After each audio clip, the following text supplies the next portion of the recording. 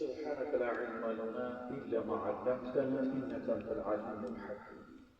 رب اشرح لي صدري ويسر لي أمري واحلل عقدة من لساني يفقهوا قولي. رب زدني علما، رب يسر ولا تعسر.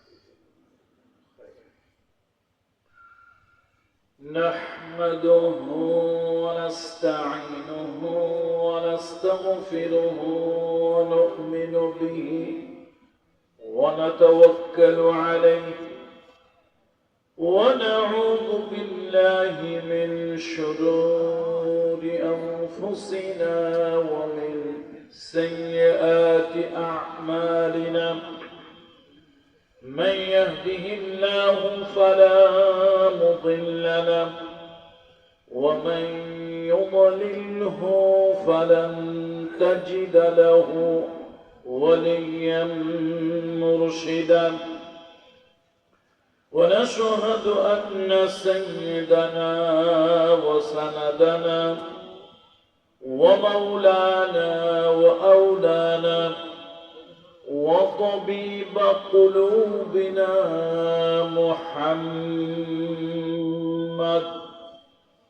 الذي أرسله بالحق بشيرا ونذيرا وداعيا إلى الله بإذنه وسراجا منيرا.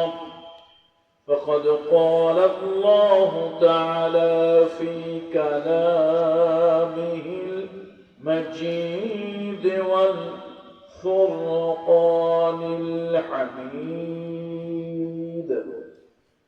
أعوذ بالله من الشيطان الرجيم. بسم الله الرحمن الرحيم. وسارعوا إلى مغفرة من ربكم وجنة عرضها السماوات والأرض أعدت للمتقين الذين ينفقون في السراء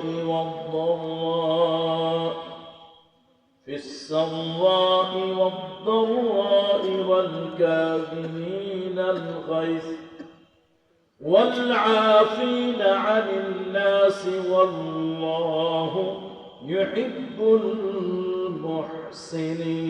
المحسنين. آمنت بالله إن الله وملائكته يصلون على النبي يا أيها الذين آمنوا صلوا عليه وسلموا تسليما. اللهم صل على مولانا محمد وعلى آله سيدنا مولانا محمد। রাসূলুল্লাহর শানে একটি কবিতা, একজন আধ্যাত্মিক কবি, মরমী কবি, তিনি ছিলেন আল্লামা শেখ সাদী রাহমাতুল্লাহ আলাইহি, যাকে কেউ কেউ একজন সুফি কবিও বলতো। রাসূলুল্লাহর শানে তিনি একটা কাসিদা রচনা করেছেন, অনন্য প্রতিভার সেই কাসিদা। আসুন আমরা সকলে হাবিবে কিবরিয়া রহমাতুল্লিল আলামিনের শানে আমরা সেই কবিতাটা, সেই কাসিদাটা আমরা পাঠ করব। বালাগাল উলা বিকামালিহি কাশাফা দুজা বিজামালিহি حسنت جميع خصاله صلوا عليه وآله मुझे कुछ मिले या न मिले मुहम्मद मिले यानी वो शय जिसे अल्लाह मिले बलगल उला बिकमालिही कशफ दुजा बिजमालिही حسنت جميع خصاله صلوا عليه وآله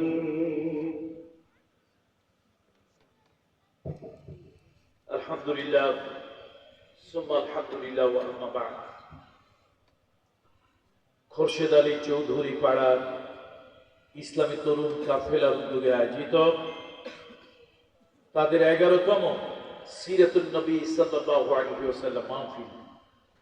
এই আজিম ও শান সিরাতুন নবী মাহফিলের সম্মানিত সভাপতিদ্বয় আলহাজ মাওলানা মাহবুবুল হক সাহেব হাফিজাহুল্লাহ, হযরত মাওলানা শফিকুর রহমান সাহেব হাফিজাহুল্লাহ, আল্লাহ তাআলা আমাদের উভয় সভাপতির দীর্ঘ সুস্থ নেক হায়াত দান করুন। আল্লাহ তাআলা তাদেরকে আরো বেশি সম্মানিত করুন। আল্লাহ তাআলা শেষ নিঃশ্বাস পর্যন্ত দ্বীনের খিদমত, দেশ ও জাতির খিদমত করার তৌফিক দান করুন। আজকের মাহফিলের সম্মানিত প্রধান অতিথি জনাব রেজাউল হক চৌধুরী সাহেব, বিশিষ্ট সমাজসেবক এবং সাবেক চেয়ারম্যান, আমরা তার জন্য দোয়া করছি। আল্লাহ তাআলা দ্বীনের জন্য, ইসলামের জন্য, কোরআনের খিদমতের জন্য আল্লাহ তাআলা তাকে কবুল করুন। আমার পূর্বে বক্তব্য রেখেছেন হযরত মাওলানা শরিয়াতুল্লাহ জিহাদি সাহেব হাফিজাহুল্লাহ, আলহাজ মাওলানা আখতারুজ্জামান সাহেব কুইসরি হাফিজাহুল্লাহ, এবং আজকের যারা অন্যান্য সম্মানিত মেহমান, এই অঞ্চলের, এই এলাকার কৃতি সন্তান, গৌরবান্বিত সন্তান জনাব আনিসুল হক চৌধুরী, জনাব হাফিজ মাওলানা আব্দুর রহমান সাহেব, জনাব মোহাম্মদ ফুরকান সহ অন্যান্য যে সকল সম্মানিত অতিথিবৃন্দ, আলোচকবৃন্দ, ওলামা ইকরাম, যাদের মধ্যে হযরত মাওলানা জামালউদ্দিন জিহাদি, হযরত মাওলানা ওমর ফারুক সিদ্দিকী, হযরত মাওলানা মনসুর আলম আনসারী, হযরত মাওলানা মিজানুর রহমান সোনুয়া সহ আজকের সকল সম্মানিত অতিথিগণকে আল্লাহ তাআলা দীর্ঘ নেক সুস্থ হায়াত দান করুন।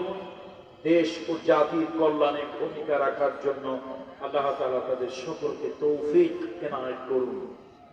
সম্মানিত সুধী মণ্ডলী, আসলে ওয়াজ মাহফিলে কিছু আমলি কথা হওয়া দরকার।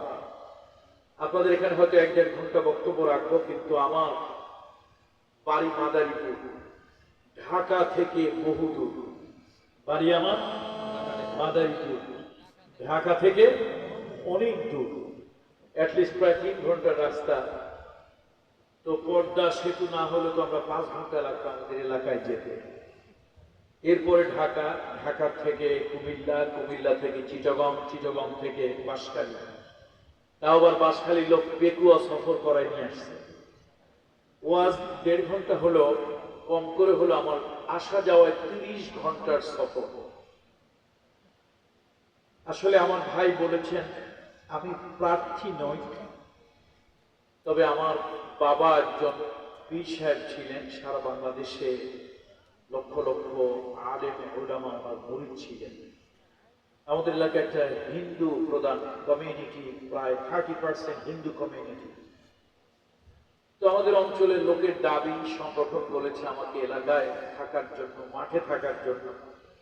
সেজন্য আমি এলাকায় থাকছি। এলাকার মানুষের চাহিদা, যে যে দলই করুক, আওয়ামী লীগ, বিএনপি, হিন্দু, সকলের কথা, আপনি এলাকায় থাকেন, মরহুম পীর সাহেবের পরিবার থেকে যদি আপনারা কেউ সংগঠনের নির্বাচন করেন, আমরা আপনাদের সাথে আছি। আসলে আমরা নির্বাচনমুখী পরিবার নই, আমরা হচ্ছি তাসকিয়ে নফস, আত্মশুদ্ধি, মানুষের ইহলৌকিক এবং পারলৌকিক শুদ্ধির জন্য কিছু লোকেরা কাজ করে। তাবিবুল কালব, আধ্যাত্মিক বা রুহানি চিকিৎসক হিসেবে আমরা কাজ করব।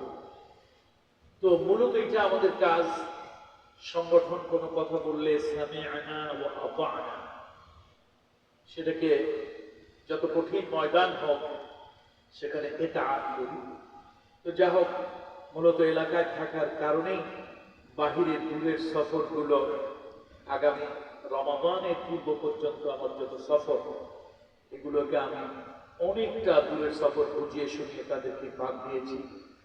কক্সবাজার, চিটাগং, তারপরে সিলেট, উত্তরবঙ্গের রংপুর, দিনাজপুর, রাজশাহী, এই দূরের সফরগুলো, ওদিকে আপনার সাতক্ষীরা, খুলনা, এই সফরগুলো আমি একেবারেই জিরো পর্যায়ে নিয়ে আসছি।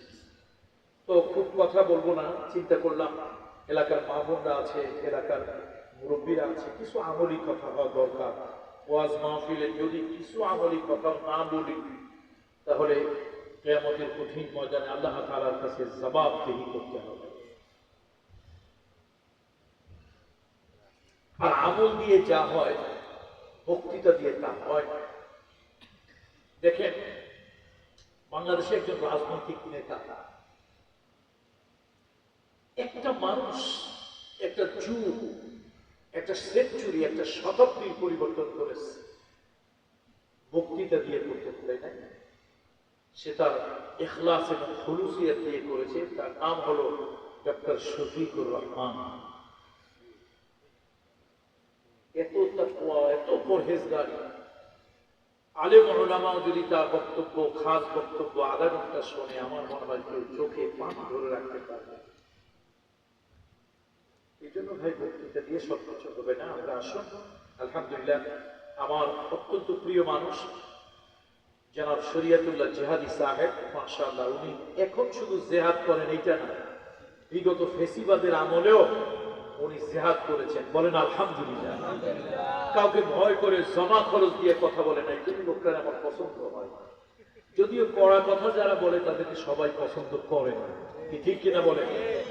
সবাই পছন্দ করে না। আপনি তো কিছু মিষ্টি মিষ্টি কথা পছন্দ করে, একটু হাসি তামাশার কথা পছন্দ করে, রঙ্গ চঙ্গ ইত্যাদি পছন্দ করে। যা হোক, আমি কালামুল্লাহ শরীফের সূরা আলে ইমরান, এখান থেকে 2 টুকরা আয়াতে কারিমা 133, 134, মূলত আমার উদ্দেশ্য হচ্ছে সহজ কিছু কথা দিয়ে জান্নাতে যাওয়া।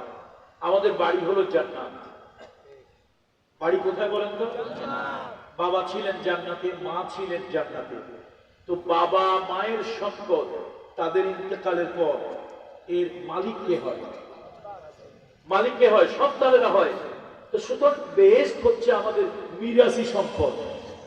আমরা জান্নাতের ওয়ারিস, বাবা মার সম্পদ। এখন এই যে গুনাহকে নফসের প্রতি জুলম বলা হয়, গুনাহকে কি বলা হয় বলেন তো? জুলম। সাইয়্যিদুনা আদম আল্লাহর কাছে কাঁদলেন, চোখের পানি ছেড়ে দোয়া করলেন, আর তিনি বললেন, রব্বানা যালামনা আনফুসানা ওয়া ইন লাম তাগফির লানা ওয়া তারহামনা লানাকুনান্না মিনাল খাসিরিন। আয় আল্লাহ তাআলা, নফসের প্রতি জুলম করেছি। গুনাহকে বলা হয় নফসের প্রতি জুলম, অবিচার, অত্যাচার বলা হয়, গুনাহকে জুলম বলা হয়। কারণ কি? আমার বাপের বাড়ি জান্নাত, বাপের সন্তান, মায়ের বাড়ি জান্নাত, মায়ের সন্তান হিসাবে ওই জান্নাতে আমাদের যাওয়ার কথা। মানুষ যখন গুনাহ করে, গুনার দ্বারা নিজেকে জাহান্নামের দিকে ঠেলে দেয়। গুনার দ্বারা মানুষ নিজেকে জাহান্নামের দিকে ঠেলে দেয়। এই জন্য গুনাহকে বলা হয় জুলম। গুনাহকে কি বলা হয় বলুন তো? জুলম বলা হয়। এই জুলুম মানে অন্ধকার, এই জুলুম মানে অত্যাচার, এই জুলুম মানে তার হক থেকে তাকে বঞ্চিত করা। সুতরাং আমি যত গুনাহ করব, নাউযুবিল্লাহ, আপনি যত গুনাহ করবেন, নাউযুবিল্লাহ, এই গুনাহ আপনাকে জাহান্নামের দিকে নিয়ে যাবে। আপনি আপনার প্রতি জুলম করলেন, আপনার হক ছিল জান্নাতে যাওয়া, আপনি অপরাধ করে পাপ করে নিজেকে জাহান্নামের দিকে ঠেলে দিচ্ছেন। এই জন্য কিছু আমল কথা একদম সহজ সরল ভাষায়, যেহেতু আমি জানি গ্রামের মধ্যে মাহফিল, এটা শহরের মাহফিল নয়। গত কয়েকদিন আগে আপনাদের চিটাগংয়ে ব্যবসায়ীদের ছোট্ট একটা প্রোগ্রামে আসছিলাম, মাশাআল্লাহ ছোট প্রোগ্রামে আসছি, তাই দেখি রাস্তাঘাট মানুষ দাঁড়ানোর জায়গা নেই। তো এটা তো শহর না, এটা তো গ্রাম। তো গ্রামে মহিলারা থাকে, আর লজ্জার কিছু না। আমার মা আপনার মা, আমার চাচি আপনার চাচি, আমার বোন আপনার বোন খুব বেশি পড়াশোনা করে নাই। কথাটা সত্য না মিথ্যা? আমার মা আলহামদুলিল্লাহ ভালো কোরআন পড়তে জানেন, বাংলা পড়তে জানেন, লিখতে জানেন, কিন্তু গতানুগতিক যে পুঁথিগত বিদ্যা, পাঠশালা বিদ্যা, সেখানে তিনি বেশি দূর যেতে পারেননি, যাননি। অত্যন্ত ধর্মীয় রিলিজিয়াস কনসার্ভ ফ্যামিলির কন্যা ছিলেন, কিন্তু মাশাআল্লাহ আরবি বাংলা পড়তে জানে, লিখতে জানে, সুন্দর করে সব কিছু পড়তে পারেন, কোরআন কারীম পড়তে পারেন। এই জন্য আমার মা খালারা যারা আছে তারাও যেন বলছে কঠিন কথা নয়, সহজ কথা, অল্প কথা, কিছু আমল করলে বেহেশতে যাওয়া যায়, একদম সহজ সরল ভাষায়। আল্লাহ নবী বলেছেন, বিশ্ব নবী মুহাম্মদুর রাসূলুল্লাহ সাল্লাল্লাহু আলাইহি ওয়াসাল্লাম বলেছেন, আল্লাহর হাবিব বলেছেন, তোমরা জান্নাতে যাওয়ার জন্য কিছু কাজ করো। সে কাজগুলি কি?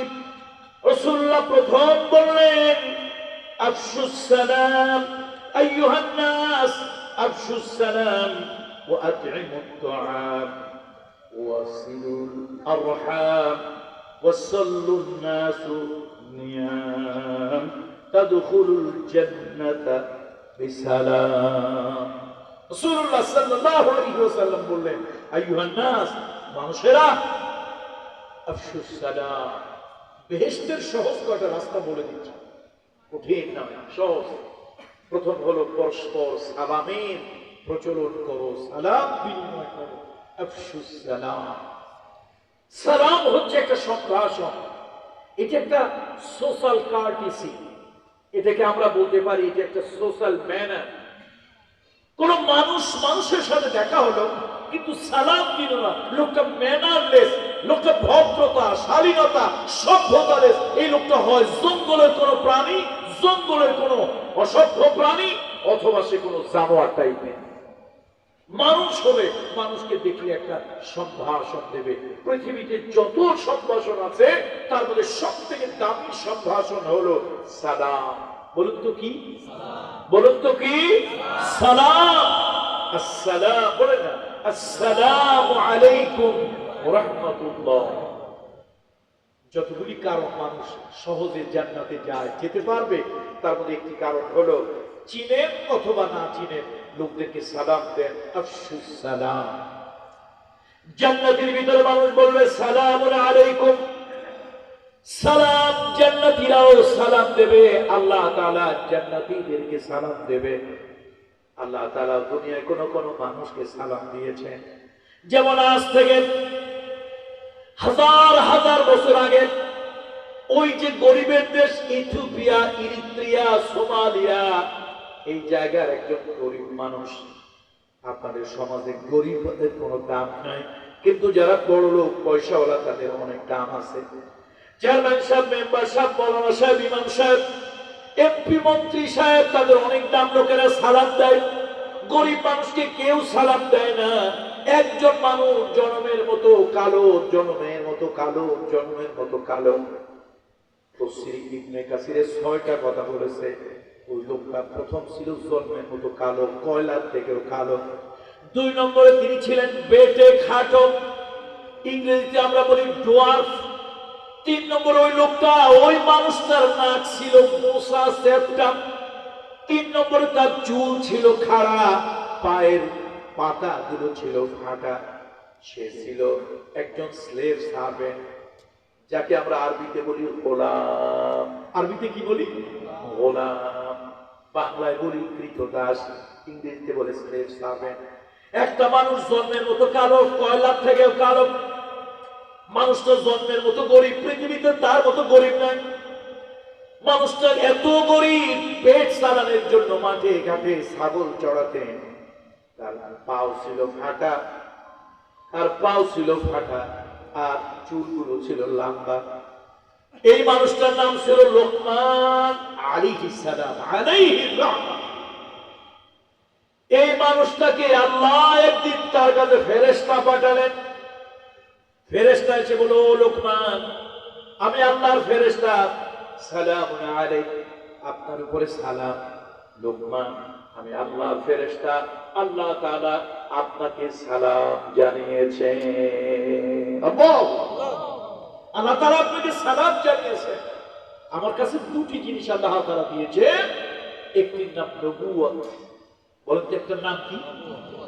আরেকটির নাম হলো হিকমত, জ্ঞান বিজ্ঞান, কলা কৌশল। এই আরেকটা জিনিস দিয়েছেন। এখন আল্লাহ তাআলা আপনাকে ইখতিয়ার দিয়েছেন, যাকে বলি ব্যক্তি স্বাধীনতা।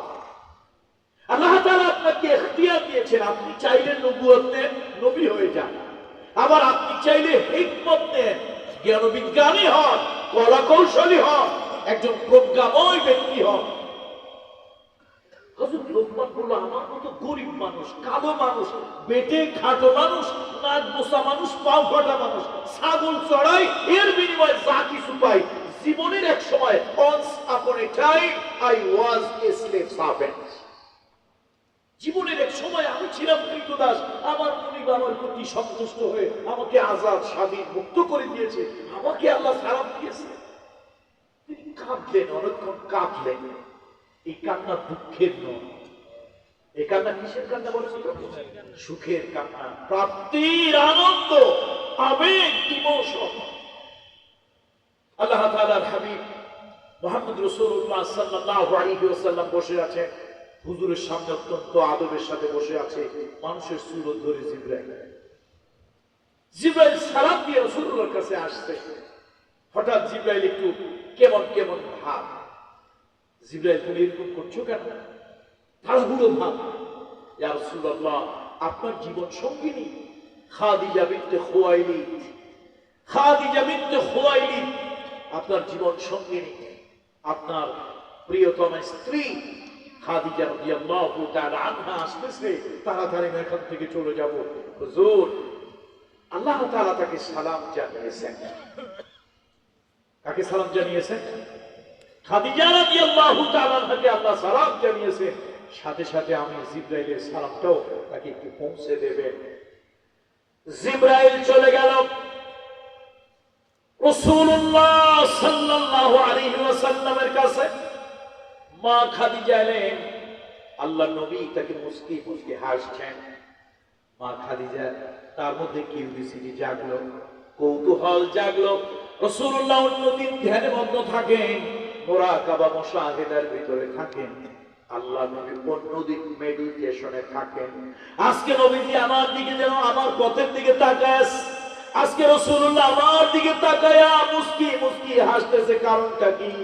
মা খাদিজা যখন রাসূলুল্লাহর কাছে এলো, মা খাদিজা বললেন, খাদিজা, আমার সালাম তোমার প্রতি সালাম। আর একটু আগে আল্লাহ তাআলা তোমাকে সালাম জানিয়েছেন জিবরাইলের মাধ্যমে। খাদিজা, যে জিবরাইল আমার কাছে ওহী নিয়ে আসে, ওই জিবরাইল ফেরেশতা তোমাকে দেখে সরে গেল, সে জিবরাইলও তোমাকে সালাম জানিয়েছেন। এই জন্য সালাম। মানুষ সভ্যতা আর অসভ্যতা, সভ্য মানুষ অসভ্য মানুষ, জঙ্গলি মানুষ ভদ্র মানুষ, যার মধ্যে ম্যানার আছে, কার্টিসি আছে, ভদ্রতা আছে, সামাজিক রীতিনীতি জানে, এরকম লোকদের অন্যতম একটা চরিত্র হলো সে পরস্পরকে সালাম দেবে। জান্নাতে যাওয়ার যতগুলি রাস্তা, সহজ রাস্তা, একটা হচ্ছে কঠিন রাস্তা, হলো উহুদের ময়দানে, উহুদের ময়দানে, খন্দকের ময়দানে, তাবুকের ময়দানে, সেখানে গিয়ে গলা কেটে দেওয়া, এটা কঠিন। এই সুন্নাত কঠিন, এই জন্য পারে না লোকেরা, পারে না। দেখবেন হালুয়া রুটির ধান্দায় অনেক হুজুর, আলেম, পীর, বুজুর্গ, নেতা নেত্রী থাকে, কিন্তু জীবন দিয়ে দিন কায়েম করা এই ধান্দায় লোক পাওয়া যায় কম। কথা ঠিক কিনা বলুন? আল্লাহ, আমি একবার গত বছর দুয়েক আগে একবার গিয়েছিলাম জর্ডান। জর্ডানের ক্যাপিটাল সিটি আম্মান।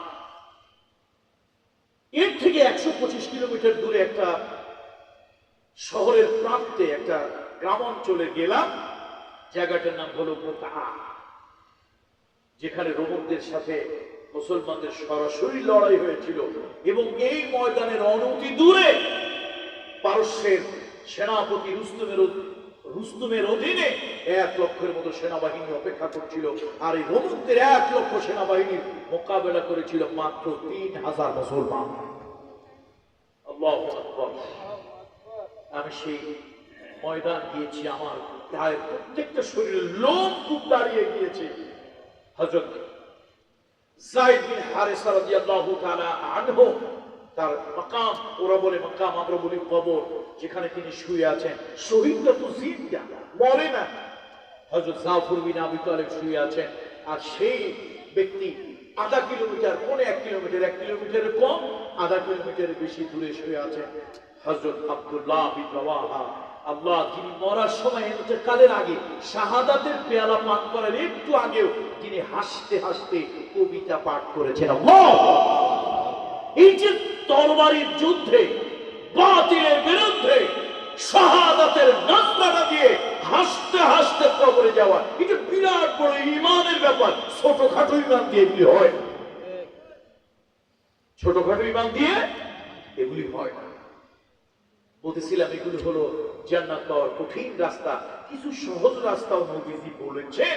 এই সহজ রাস্তাটাও যদি উম্মত গ্রহণ করতে না পারে, সে উম্মতের জন্য বদকিসমত, দুর্ভাগা উম্মত। তার মধ্যে প্রথম হলো আফশুস সালাম, সালাম দাও, চিনো অথবা না চিনো, চেনা জানা লোকদেরকে সালাম হলো সম্ভাষণ। অন্যান্য ধর্মে আছে, যেমন কোথাও আছে প্রণাম, কোথাও আছে আদাব, তারপরে কোথাও বলে গুড মর্নিং। কিন্তু পৃথিবীতে যত সম্ভাষণ আছে, সব থেকে দামি, সায়েন্টিফিক, অথেন্টিক, যুক্তিসম্মত হলো মুসলমানদের সালাম। মুসলমানদের কি বলেন তো? সালাম মানে কি বলেন? কিন্তু মুরব্বী আমার সাথে বলেন, তুমি কি ভয় নাই? সালাম মানে আসসালামু আলাইকুম ওয়া রাহমাতুল্লাহ, আল্লাহ তাআলার শান্তি এবং রহমত আপনার উপরে বর্ষণ হোক। আচ্ছা, এটা কোন সময় দেওয়া যায় বলেন তো? সুখের সময় দেওয়া যায়? কথা বলেন। আপনি সুখে আছেন, দেওয়া যায় না যায় না? আপনি দুঃখে আছেন, দেওয়া যায় না যায় না? আপনার হঠাৎ করে রাতের বেলা, আল্লাহ না করুন, সবাই বলেন আমার সাথে, বলেন আল্লাহ না করুন, বলেন আল্লাহ না করুন, কারো ঘরে লাগছে আগুন, আল্লাহ না করুন, ঘরে আগুন লাগছে, যা আছে সব পুড়ে গেছে, পাশের গোয়াল ঘরটাও পুড়ছে, 4টা গরু ছিল, গরু কয়টাও পুড়ছে। আত্মীয় একজন আপনারা দেখতে আসছে, সেই যদি বলে গুড মর্নিং, সুপ্রভাত, বলেন তো মেজাজটা তখন কেমন লাগে? বেটা মনে চায় করে কাঁচা মরিচের মতো আস্তু গিলে সবাই খায়। আমার ঘরে লাগছে আগুন, আমার পুষে যা আছে সব, সহায় সম্বল ছিল 4টে গরু, তাও পুড়ে মারা গেছে। আমার মতো এত খারাপ সকাল আর দুনিয়ায় কারো হয় না, তুই এসে বলিস গুড মর্নিং, শুভ সকাল। তাহলে এটা কি তারে সালাম দেওয়া হইল না জুতো দিয়ে 4টা বাড়ি দেওয়া হইল? কিন্তু আপনার মা মারা গেছে, ছেলেটা অসুস্থ, আল্লাহ না করুন, বলেন সবাই বলেন আল্লাহ না করুন, আপনার বড় মেয়েটা ডেলিভারি পেইন উঠেছে, হাসপাতালে আছে, জীবন মরণ সন্ধিক্ষণে, আপনি চিন্তার পাহাড় আপনার মাথার উপরে। এমন সময় এসে আপনাকে একজন বলল আসসালামু আলাইকুম ওয়া রাহমাতুল্লাহ। আচ্ছা বলেন তো, দেওয়া যায় না যায় না? দেওয়া। তার মানে যত বড় বিপদই হোক, তুমি আমার জন্য এমন একটা কথা বাক্য ব্যবহার করেছো, আল্লাহ শান্তি ও করুণা আপনার উপরে বর্ষণ হোক। দেখছেন? তাহলে আচ্ছা, মুসলমান হিসাবে না, আপনি সাধারণ একজন মানুষ হিসাবে বলেন তো, এই সালামটা যৌক্তিক না অযৌক্তিক? ঠিক আছে না ঠিক নাই? মা মারা গেছে, ঘরে আগুন লাগছে, হাসপাতালে রোগী, সেখানে দিকে একজন good morning, good night, good afternoon, মেজাজটা এরকম খারাপ মনে হয় তো আগে তোরে থাপড়াই এত তাপ কটা ছুটাই।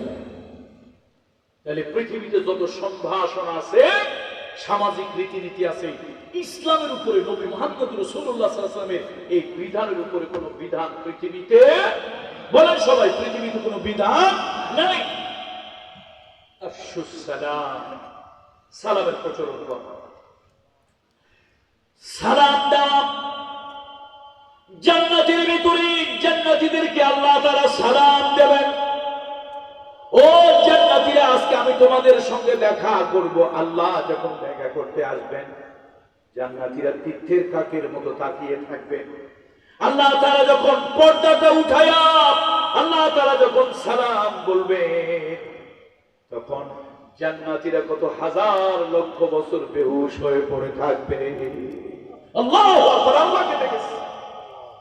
আল্লাহ, আমি যখন ক্লাস আসফুল খামেস বা সফুর রাবে ক্লাস 4-5 এর ছাত্র, সেই সময় সাইদি শাহ হুজুর রহমাতুল্লাহ আলাইহি আল্লাহ হুজুরের একটা ওয়াজ শুনছিলাম, জান্নাতীদেরকে আল্লাহ তাআলা বেহেশতের ভিতরে কি সম্ভাষণ, কেমন মিটিং এ নেবে। এই ওয়াজ শুনে কলিজা থেকে পানি বের হয় নাই এমন কোন কঠিন হৃদয় লোক বোধহয় দুনিয়ায় ছিল না। আল্লাহ তাআলা সেই সালাম জান্নাতীদের ভিতরে কি বিনিময় হবে। সাইদি শাহ হুজুর কণ্ঠে এই হচ্ছে আবেগী কণ্ঠ। আর রাতের সালাত যারা আদায় করে নিয়মিত তাহাজ্জুদের নামাজ, এদের কথা মানুষের হৃদয়ের মধ্যে গেঁথে যায়, ঢুকে যায়।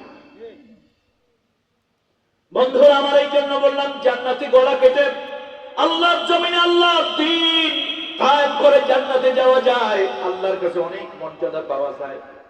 আবার কিছু সোজা রাস্তাও আছে জান্নাতে যাওয়ার।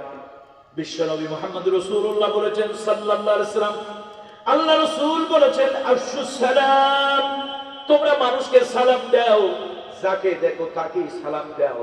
লবণের মাঠে দেখো সালাম দাও, একজন যাচ্ছে সমুদ্রে মাছ ধরতে তাকে সালাম দাও। তুমি সালাম দিলে না, এটা যেন একটা দোয়া। এটা কি দোয়া? এজন্য খবরদার, পয়সাওয়ালা বড় লোক যারা আছে, বড় লোকই ভাব ছাড়ে। আমাদের দেশে কিছু বড় লোক আছে, আমাদের দেশে কিছু বড় লোক আছে, 2 দিনের বৈরাগী ভাতের অন্ন। হঠাৎ পয়সাওয়ালা হইয়া আব্বা বলে না, আব্বা বলে না, বাবারে কয় ডেডি। বাবারে কি কয়? ডেডি। তারপরে সালাম শিখায় না, শিখায় টাটা। সালাম শিখাইলে এবং ওল্ড মডেল হয়ে যাবে, আউটডেটেড, ব্যাকডেটেড, পুরানো যুগের হয়ে যাবে।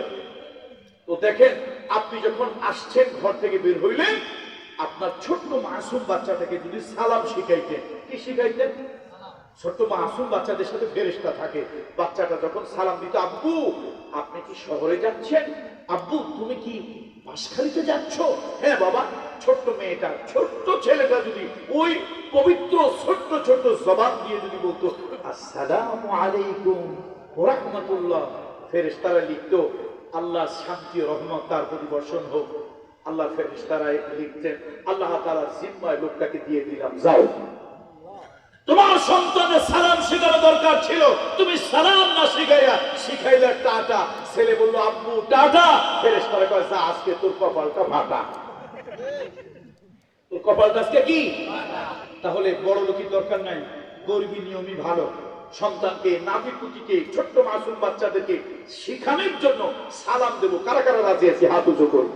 লিল্লাহে তাকবীর, লিল্লাহে তাকবীর। সালাম দেব, রাজি আছি তো? তবে ঘরে গিয়ে বউকে দেব। আমি যদি বলি বউরে কারা কারা সালাম দেন, আপনারা তো বাদ, আমাদের হুজুরদের মধ্যে অনেকে ধরা খেয়ে যাবে। সত্যি কথা বলতে গেলে, মিথ্যা না। অনেকেই ঘরে বউকে সালাম দেয় না, স্ত্রীকে। বগুড়া মরহুম আব্বাস আলী খান রহমতুল্লাহ আলাইহি বাংলাদেশের জ্ঞান বুদ্ধিমান রাজনীতিবিদদের মধ্যে, যে দলেরই হোক, দল করে কথা, কিছু পলিটিক্যাল লিডার থাকে মাশাআল্লাহ, জাগতিক, বৈষয়িক, পরকালীন অনেক ধরনের জ্ঞান থাকে। এরকম একজন জ্ঞানী লেখক, গবেষক ছিলেন মরহুম আব্বাস আলী খান রহমতুল্লাহ আলাইহি। বাড়ি হলো বগুড়া, জয়পুরহাট, 5 বিবি উপজেলা। আমি তো ছাত্র জীবনে সেখানে মাহফিল করতে যাই, এই ইন্ডিয়ার বর্ডারে। তো ওইখানে ওয়াজ, সালামের ওয়াজ চলতেছে। লোক একজন উঠে কয় হুজুর সালামের কথা তো কইলেন, বউরে সালাম দেবো, এটা তো শরম কর। কি করে ভাই? কথা কয় না, কি করে? শরম করে। আর হুজুর আমার তো তখন যুবক বয়স না, ভার্সিটিতে, ঢাকা ভার্সিটিতে পড়ি, আমি কি আর অত কথা, আর আমি এরকম খুব খারাপ নেকেট কথা বলি না। লোক একজন উঠে কয় এক ল্যাপের ভিতরে এক কাঁথার মধ্যে আন্দার রাইতে থাকো, এতে শরম করে না? আল্লাহ সুন্নাত, নবী সুন্নাত, সালাম দিবা আসসালামু আলাইকুম, তাইতে শরম করে? তোর মতো কপাল মুসলমান হয় কেন? কথা তো ঠিক। বউর সাথে এক ল্যাপের তলে, এক কাঁথার তলে বোধহয় শীতের দিনে থাকেন না, কথা কয় না। আর বিবাহ লোকেরা যদি বিবাহিত, বিয়ে যারা করে নাই তাদের এই অভিজ্ঞতা নাই, যারা বিয়ে করছে তারাও যদি চুপচাপ থাকে, তাহলে তো আমার মনে হয় বউ রেখে সুন্দরবন আর বান্দরবনে আর আপনারা ঘুরছেন, বাতাসে বাচ্চা কাচ্চা হয়েছে। কি শীতের দিনে এক কাঁথা ল্যাপের নিচে থাকেন নাই? তো এক কাঁথা এক ল্যাপের নিচে থাকছেন, কত কিছু হয়েছে তা আবার নাই বললাম। তাহলে এক কাঁথার নিচে, এক মশারের নিচে, এক ঘরে স্বামী স্ত্রী থাকতে যদি লজ্জা না হয়, রাসূলুল্লাহর সুন্নতে লজ্জা হবে কেন? আলহামদুলিল্লাহ, এই জন্য প্রত্যেকের নিয়ত করা উচিত স্ত্রীদেরকে সালাম দেব। এমনকি ঘরে ঢুকেও খালি ঘর হলেও সালাম দেবেন, এই ঘরে ফেরেশতা আছে। শুধু টয়লেটে সালাম দেবেন, টয়লেটে আবার আনসারী সাহেব হুজুর ওয়াজ করছে, বাস স্ট্যান্ডে একজনে আছে, আর গিয়ে করে আসসালামু আলাইকুম, আনসারী সাহেব হুজুর বলছে, দেখি সালাম দিতে হবে। ভাই স্ট্যান্ডে করতেছেন, পানি পরে খরচ করেন, আগে আমার সালাম নেন, আসসালামু আলাইকুম। এরকম কি যেন না হয়। সালাম পৃথিবীতে যত দোয়া আছে তার মধ্যে বড় দোয়া হলো সালাম। সালাম। 2 নম্বরে আল্লাহ নবী বলেছেন, ওয়া আতইমুত তুআম, মানুষকে খাবার খাওয়াও, মানুষকে খাবার খাওয়াও। আল্লাহ তাআলার কাছে যতগুলো আমল পছন্দনীয়, আল্লাহ তাআলা যতগুলি আমল পছন্দ করেন, তার মধ্যে একটি আমল হলো মানুষকে খাবার খাওয়ানো। মানুষকে কি করা? জোর বলুন, কি করা? খাবার খাওয়ানো। আরাআইতাল্লাযী ইউকাযযিবু বিদ্দীন ফাযালিকাল্লাযী ইয়াদউল ইয়াতীম ওয়া লা ইয়াহুদ্দু আলা তুআমিল মিসকিন। মিসকিনকে যারা খাবার দেয় না, কিয়ামতের ময়দানে জাহান্নাম, 7টা জাহান্নাম, 7টা স্তর জাহান্নামের, এক একটা জাহান্নামের এক একটা নাম, এক একটা জাহান্নামের এক একটা নাম, এক একটা স্তর, এক একটা ক্লাস, এক একটা হলো নাম, এক একটা শ্রেণী, এক একটা নাম। ওই জাহান্নামের ভিতরে একটা ভয়াবহ জাহান্নাম আছে, সাকার। এই সাকার নামক দোজখের ভিতরে যারা যাবে, ওই সাকার নামক জাহান্নামে যারা যাবে, তাদেরকে ওই জাহান্নামের ফেরেশতারা দারোগা জিজ্ঞেস করবে, মা সালাকাকুম ফি সাকার।